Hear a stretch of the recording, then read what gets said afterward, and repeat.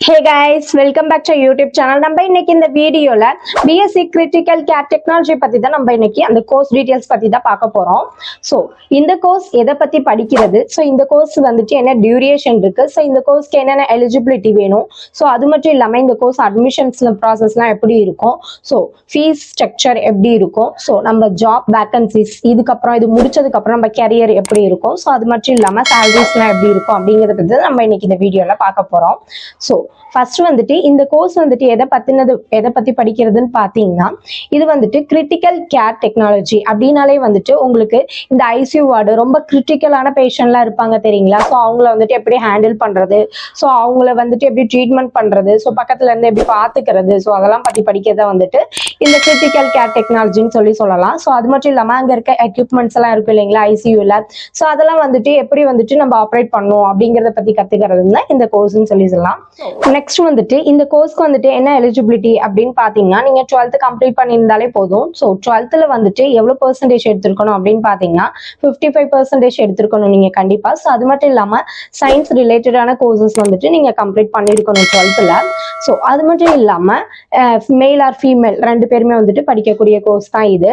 So next வந்துட்டு fees ஸ்ட்ரக்சர்லாம் எப்படி இருக்கும் அப்படின்னு சொல்லிட்டு பாத்தீங்கன்னா, உங்களுக்கு கவர்மெண்ட் சைட் போயிட்டீங்கனாலே உங்களுக்கு அரௌண்ட் 10,000 வந்துடும். இல்ல பிரைவேட்ல போய் படிக்கணும் அப்படின்னு நீங்க இது பண்ணீங்கன்னா பிரைவேட்ல வந்துட்டு இயர்லி 1 lakh மேலேயே வந்துடும். பிகாஸ் வந்துட்டு என்ன சொல்றது, இது வந்துட்டு ரொம்ப ஒரு முக்கியமான ஒரு ஸ்கோப் உள்ள கோர்ஸ்னு சொல்லியே சொல்லலாம். ஸோ நீங்க பிரைவேட்ல படிக்கணும் அப்படின்னு சொல்லிட்டு ஆசைப்பட்டீங்கன்னா பிரைவேட்ல இயர்லி 3 lakh to 6 lakh வரைக்குமே உங்களுக்கு வரலாம். பிகாஸ் வந்துட்டு இது வந்துட்டு ரொம்ப ஸ்கோப் உள்ள கோர்ஸ். ஸோ வந்துட்டு ஃபீஸ் இதுக்கு அதிகமாவே தான் வரும்.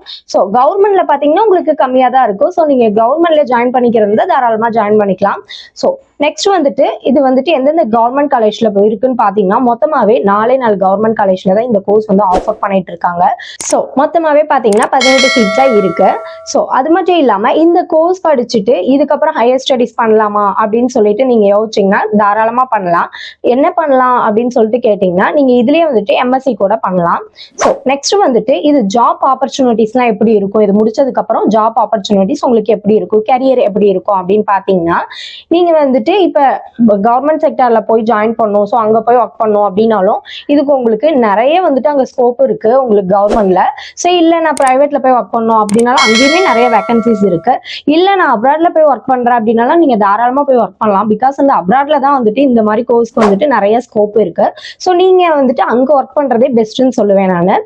ஸோ நெக்ஸ்ட் வந்துட்டு உங்களுக்கு சேலரிஸ்லாம் எப்படி வரும் அப்படின்னு சொல்லிட்டு பாத்தீங்கன்னா, சேலரிஸ் வந்துட்டு நீங்க முடிச்சோடனே உங்க கையில 10,000 மேலேயே நீங்க வாங்கலாம்.